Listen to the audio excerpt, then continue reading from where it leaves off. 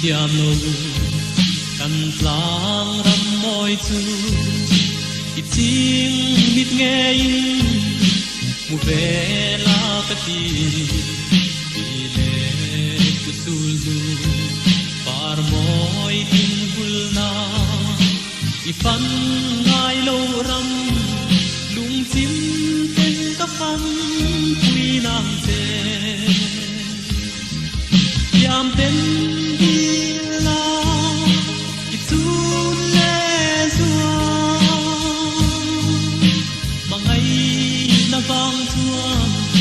an hial ngam do nem ni i kul chur hun chua kan vang ko pui moi mu ve turin he lai ma te lo zin ve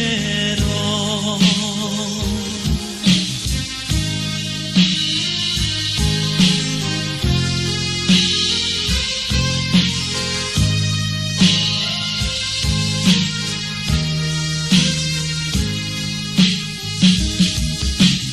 lo zin chuan em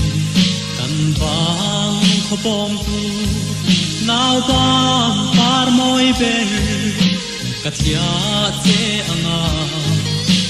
ilung tang moi le ki be that wang hia kathian hui te pon an em du don em che asin yam ten di la i chun le zua mangai na vang chuan an hial ngam do nem ni sikul chol hun chua kan vang ko pui moi mu ve turin he lai ma te lo zin ve ro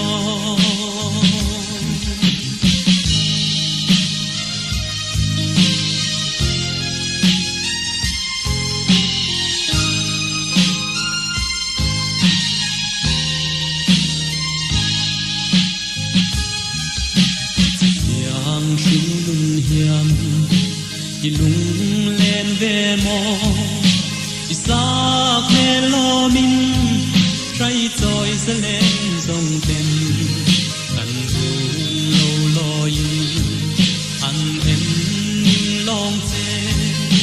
i thir bang lo nge la mang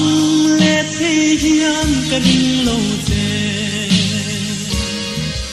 yam ten di la i tun le zua mà ngày na vang chuan an hial ngam do nem ni sikul chol hun chua kan vang ko pui moi mu ve